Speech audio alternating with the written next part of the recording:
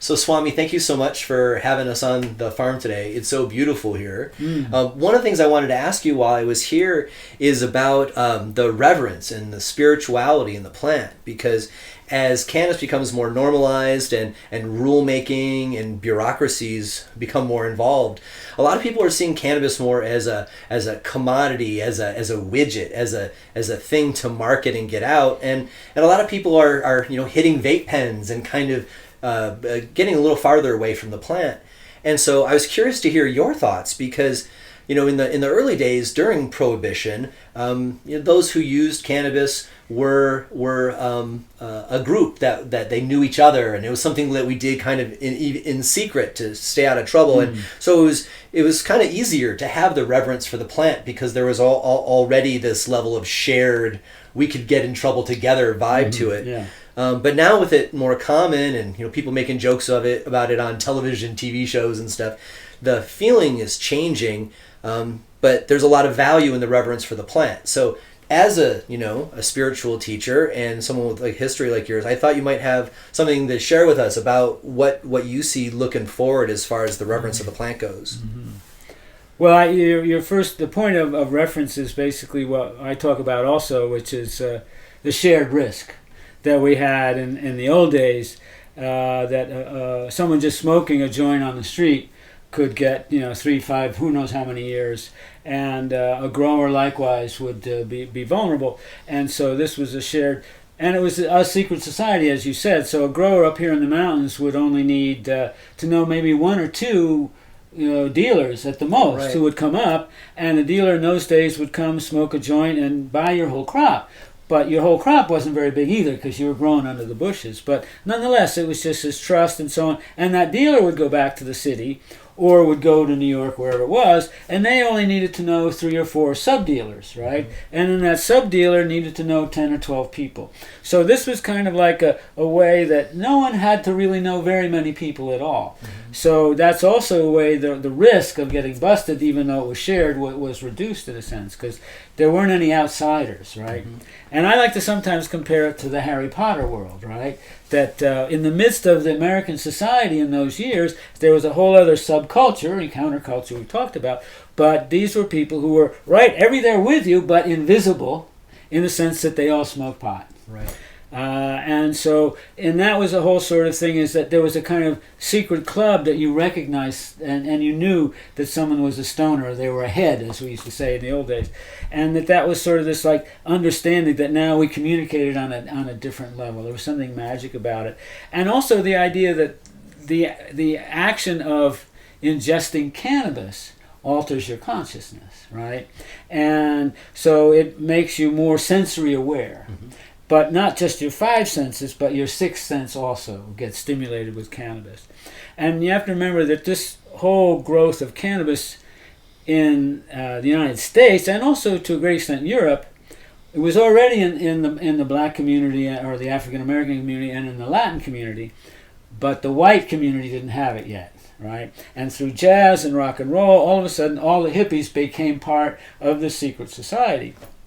And so there was a whole kind of understanding that, wow, there was these other groups too, and we're getting it from Mexico and Colombia and that sort of thing. So where does the reverence come?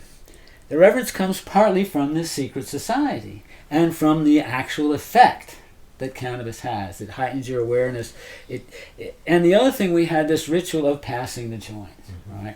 And that's getting less and less now, as everyone has their own vape pen and things like, and people don't really pass the bong so much. It's one hit. But whatever. We had this whole ritual of passing that joint, and the risk everyone had just to get it there, yeah, right? And not be found out, and to share it. So, and then the idea in the hippie community, for sure, was this was an inspirational device, or an inspirational substance. And we didn't smoke it to get healthy. We didn't smoke it we smoked it to get high. Mm-hmm. And we smoked it to get high, to be inspired, and to be inspired to paint or make music or draw, or perhaps inspired to climb a tree or make a beautiful meal or embroider a piece of thing or build your house, whatever. All those things became a different activity once you were elevated through cannabis inhalation. And so this became a point of this was again a shared consciousness on what we would call it the sixth chakra, that people had through their sixth chakra more of a telepathic kind of understanding. And then you throw in the rock concerts, of course, Right. where you have clouds of smoke and Tribalism. exactly that thing, and that through dance and the music, people then express their relationships with one another. And like on the dance floor, this is traditional tribal as well, that on the dance floor you can dance flirt with anyone, right? And so that people then, have an encounter with some other partner in the dance floor and in the rock and roll world. Or you could just dance with your partner and do a whole sort of thing. But this was an expression in a way that we were unable to express before. Dancing in the streets was something that the hippie tribe brought back, right? And so the reverence partly came also from the people way up in the mountains. And that growing a plant is a magical experience, no matter what it is, I mean, even many people just growing their house plants. You have a real connection with your house plant, and you're watering and so on. And then you realize, well, that, marginata doesn't do so well in that corner, so you move it to another place, and all of a sudden it's really a different plant now. So you got this communication with your plant. And when you go out into a cannabis garden, full moon in the middle of the night, right?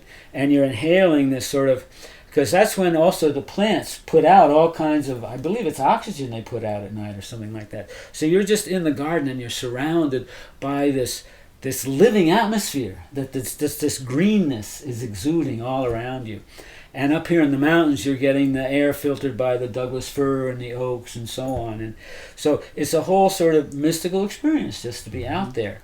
And then the people back in the mountains, sometimes on a wood stove, making these kind of witches' brews, right? Of, well, let's have some cannabis and then throw in some comfrey, and we got St. John's wort and mull and all these things, and they make up these preparations and they put it into a salve, and all of a sudden everybody around is saying, man, that really works, And so, well, what happened here? There's this sort of like, this is alchemy, right? Healing is mystical. Exactly right. And this goes back to ancient tradition, the Druids. And with the Druids, it was the women who were the herbalists and so on. And so that's kind of what's happened up here, too, is that so many of the people in the backwoods here have been herbalists, collecting from right around here. Everything you need is growing right around here for whatever health purpose you need.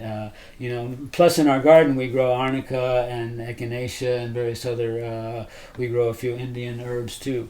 But the mystical part now, it's interesting because we've been working on this for a while. When I do my plants, I just explained to you before, when I do my plants, I take the seeds and I put them at the foot of the goddess of cannabis, Ganjama. And there's a special mantra I say. And then when I put the seeds in the ground to sprout them, I take a dropper and I put a drop of water from the sacred Ganges River in India onto each seed, right? Mm-hmm. And I say the mantra. So already we're starting the,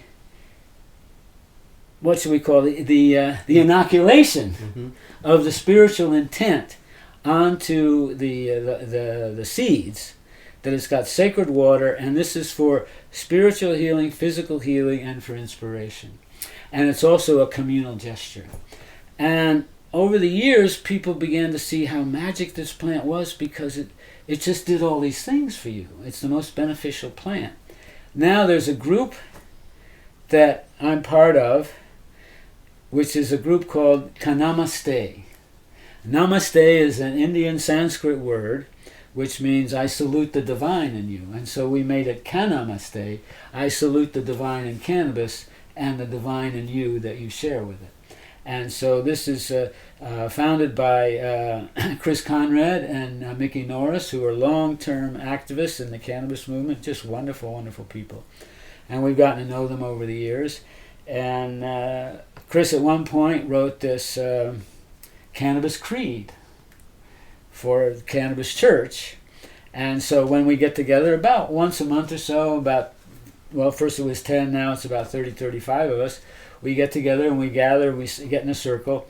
And first of all, everybody brings a little bit of flour, cannabis flour. And we make a joint of everybody's contribution. And we get a cone this big. And we just fill it, right? And so in the beginning of the ceremony, we pass this joint around to everybody there, so everybody smokes of the sacrament. And then we repeat the Cannabis Creed. And there are various other parts of a ritual sequence that we're perfecting to...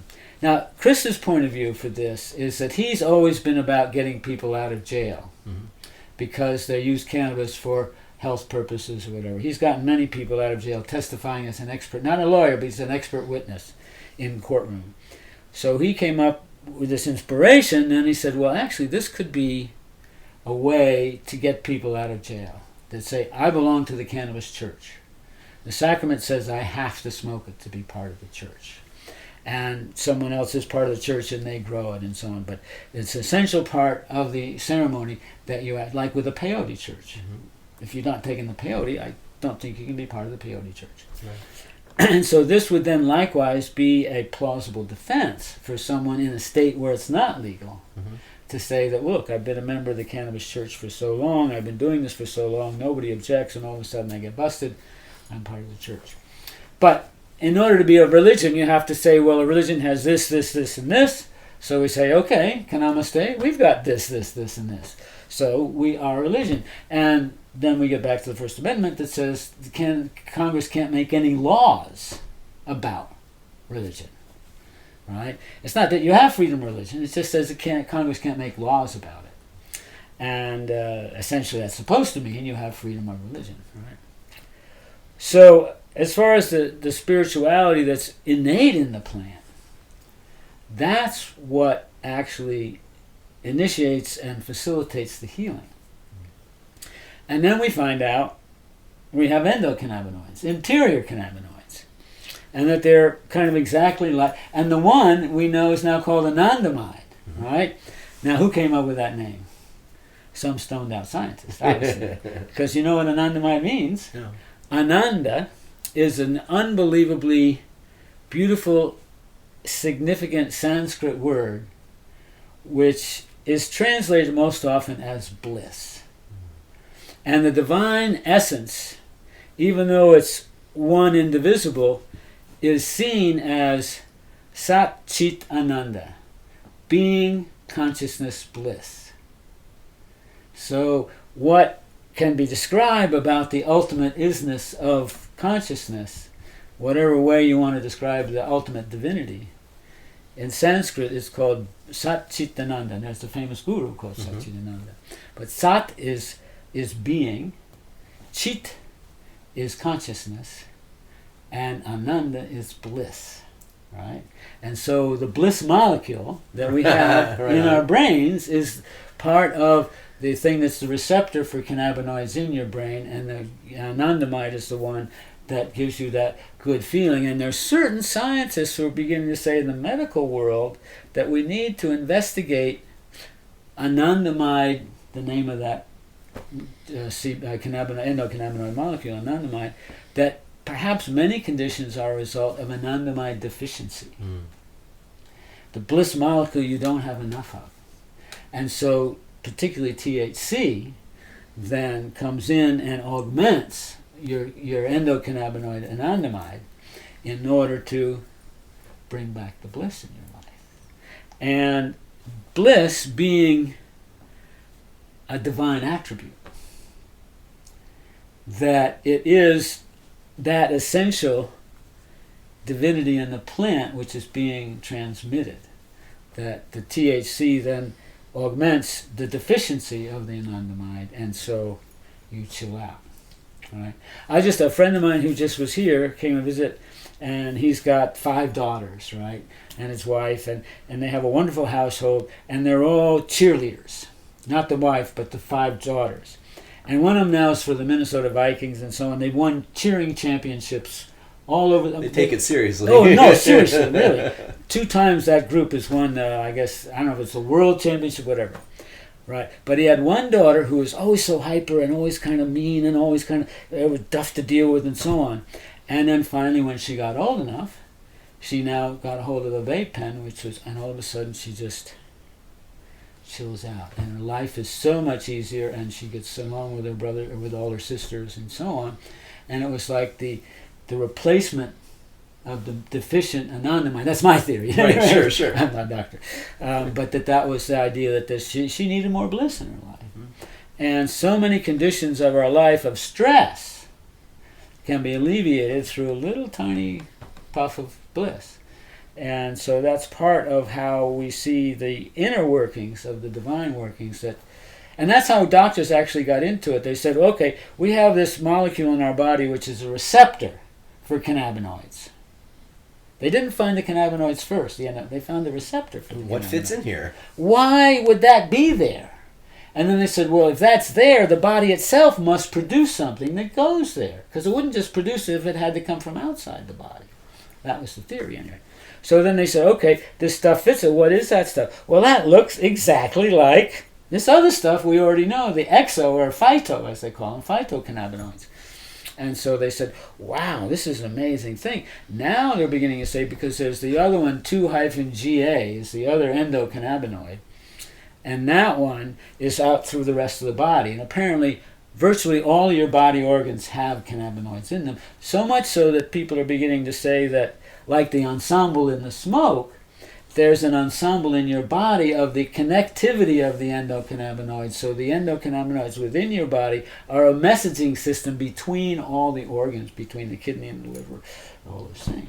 So there's actually saying, like there's a circulation system, a nervous system, a lymphatic system, and now some people are saying, well, it's actually an endocannabinoid system, which is the feedback loop, the feedback loop within the nerve system. So this has got a lot of medical people very excited. And it's also got the pharmaceuticals really scared, because if you can grow the world's best medicine in your backyard, and that's another thing I always like to say about this, I don't know if you know any people on a paleo diet, right? That's sure. a big popular thing.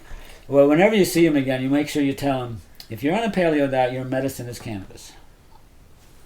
That's all you had. Right. In the Stone Age. Maybe you had some, what do they call it?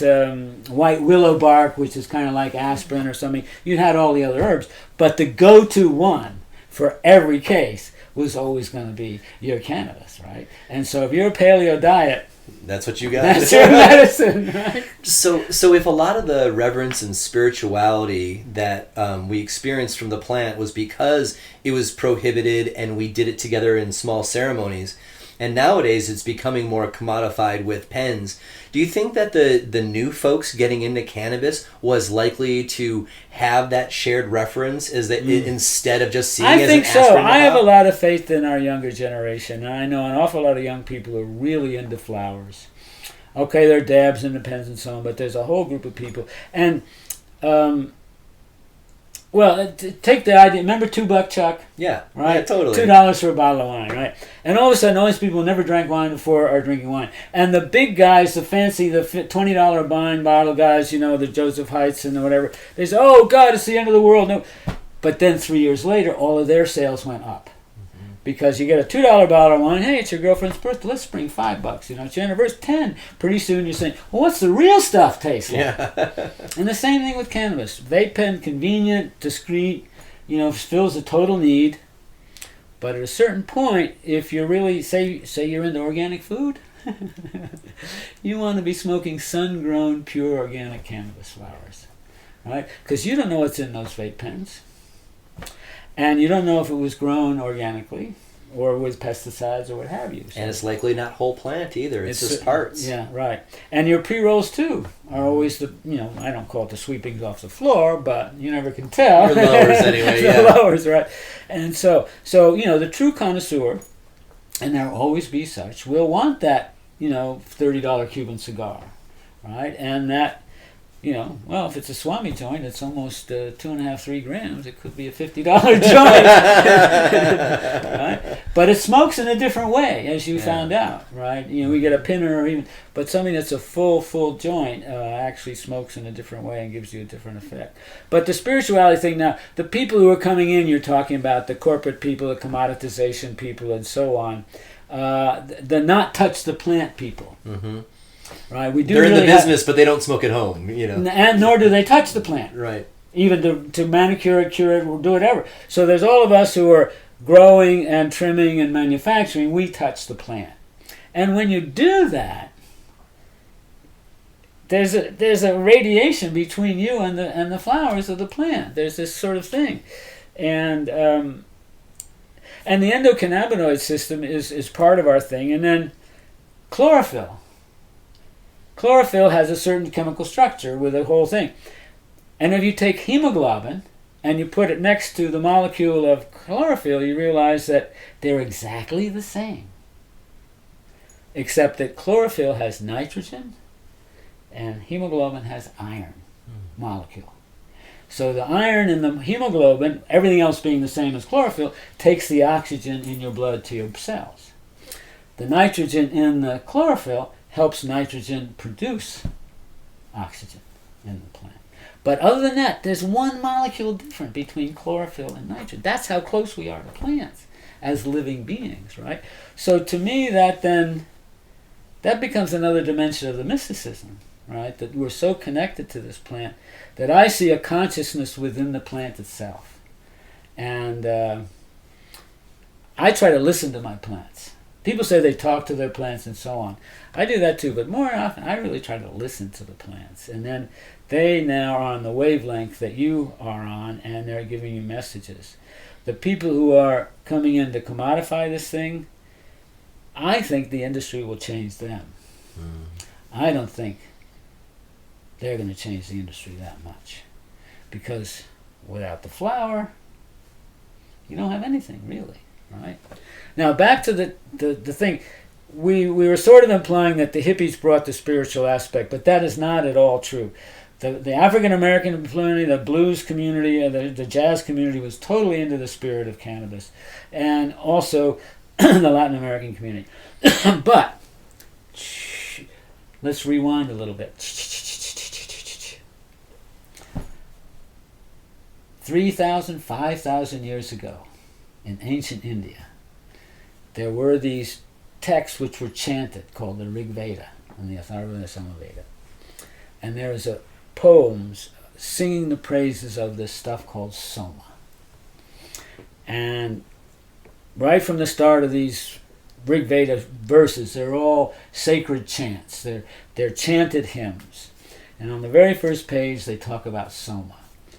And for years, modern scholars have tried to figure out, what was this Soma stuff, man? They were drinking it, they were getting totally high on it. It describes how, and then, so one of the guys who's done a lot of research this is a guy named Chris Bennett. You might have seen his book. I interviewed him last week. All right. Well, Chris Bennett is like a gold mine of information about the ancient use of cannabis as a sacrament. And he's traced it in very convincing argument, even though he's not a Sanskrit scholar, back to those books up there. And these talk about this plant. They make a libation, a drink from it, and people drink it and they want to drink more, and they get frivolous and happy. And then the plant that it comes from is gold and green and purple and yellow. Didn't you see all those colors out there today? Absolutely, yeah. There are people who tried to argue that it was Amanita muscara mushroom. The people argue that it was some sort of psilocybin mushroom. But if you really look at the words of the text, it's describing stalks and stems and so on, it's pretty clear that it's actually cannabis. Then jump to the Bible. Again, Chris Bennett points out the sacred anointing oil in the Bible, the holy anointing oil, was made from several things, but one of the main ingredients was called cannabisum. And scholars have always translated that as calamus, which is an herb without any special real characteristics. Why would it be in the holy anointing oil? But if you say cannabisum is a phonetic cognate, technical term, to cannabis, cannabisum, cannabis, well, perhaps our whole word cannabis comes from the Hebrew cannabisum. So there's considerable argument, in fact, and I'm very convinced, of course, I would be, that the holy anointing oil was cannabis oil. And so even today in India, if you hang out with the Babas, like I've done, they wake and bake. They have a chillum, they put in charas or hash, and they mix it with tobacco, and they start smoking, right? But tobacco was, developed in Brazil and the New World. So more than like 300 years ago, those Babas were smoking not with tobacco. They were smoking with, most likely, with flower cannabis or all kind of other herbs that you can smoke. And so it was part of a sacred ritual. And one of the things they did is pass it, right? And they would say mantras when they smoked it.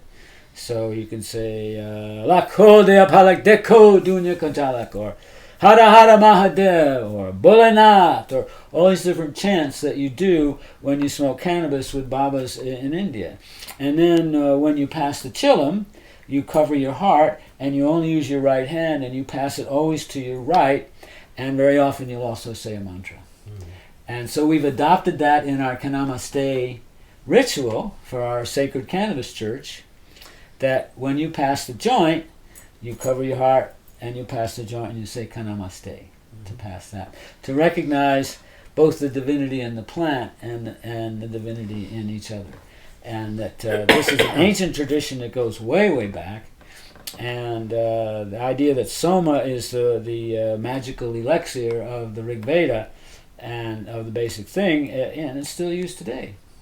I like the idea that regardless of the culture, whether it was hippie culture or jazz culture or Brazil, wherever the culture was, this idea that there's an inherent spirituality to the plant, and even if it is your friend's cheerleader's daughter, right, or your friend's daughter who's a cheerleader, when you find the plant and it's the plant for you, it kind of calls you, and you are opened up to it. Right. And some of those people will treat cannabis like McDonald's, because there's some people who treat food like McDonald's. Right. But there are other people who will get pulled into her and see the more spiritual and mystical parts of the cannabis plant too. Yeah.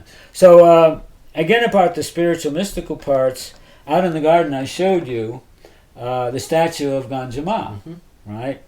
And so this was a vision that came to me of the goddess of cannabis. Ganja is the Sanskrit word for cannabis. Ganjama, she's the mother goddess of cannabis. And so we have her in the garden, and I put the seeds in her lap at her feet for a moon cycle before we plant them. And then we chant a mantra which goes with the goddess. Aim Hrim Klim Shrim Ganjamaya Namah, a Ganja mantra. And at the same time, we put a drop of Ganges water from the sacred Ganges River on each seed. And this is, as I said before, inoculating the plant with the seed with a spiritual intention, with an idea that this is a spiritual healing, a medical healing, and an inspirational source. And so this is putting in these other dimensions of the cannabis plant and acknowledging them right in the very beginning. And so our goddess sits out in the garden, and we have another who sits back here. And so like when I took my very first plant the other day, I took a flower off of that and put it up as an offering to her. And so that, but when you grow anything, if you're growing it in your backyard on a really small scale, I don't care who you are, you're going to get into the magic of growth. Yeah. Just something, you put a seed in the ground and up it comes, and it's giving you tomatoes, or it's giving you a zucchini or a cucumber, whatever it is. And as a home gardener, this is just like, this is the best, right? And you feel the essence of growing, right? Of life being generated out of a tiny little seed. And so that after a while, if you're an old hippie Baba like me, you again put consciousness into the plant. You project it into the plant, and it then answers you back. That you create this dialogue where you're listening to the plant as much as you're doing anything else. And so what I see is that consciousness as an entity almost is a continuum scale. And everything that is manifested in the physical matter is on that scale of consciousness. So that a chunk of cement has within it a molecular consciousness. And I think even in physics they talk about, the nucleus, the electron, and so on, but then they talk about a strong force and a weak force, which is like this thing that it's like birds of a feather flock together. The molecules of concrete hold together because they all know they're concrete in a way. Now I know this is hippy dippy, woo woo woo, new age stuff, but it's true. Every molecule is a vibrant thing, right? Molecules, they have electrons spinning around them. They're not just static. Atoms are not dead. Even if it's an actual mineral or a piece of rock or anything else, right? And there's a radiational field around each atom which connects it to the other atoms that recognizes the fact, oh, that's a stoner. Right? And that's how we recognize each other also. Oh, that's a stoner over there. And so there's this recognition that we are connected through some extra physical force in a way. And cannabis has that ability for us to actually sense and recognize that force. As I said, it heightens your awareness of your 5 senses and your 6th sense. And that's the basis for its spirituality right there. Well, thank you for your time. It's harvest. I'll let you get back to it. Thank you for having us in your home. Thank you. Well, thanks for coming up, and good luck with your show and everything. It's important to get the information out there and share it with people because, and like I say, I have great faith in all the young people I'm meeting who just also are, realizing the sacredness of the cannabis, and actually at a certain point, the people up here in the mountains over time develop. Now, I'm painting a romantic picture of it just like you did, right? About the way it was in the old days. But there was a sense of mission, a sacred mission, that we didn't even know how good this plant is. We didn't even know that it was a healing plant.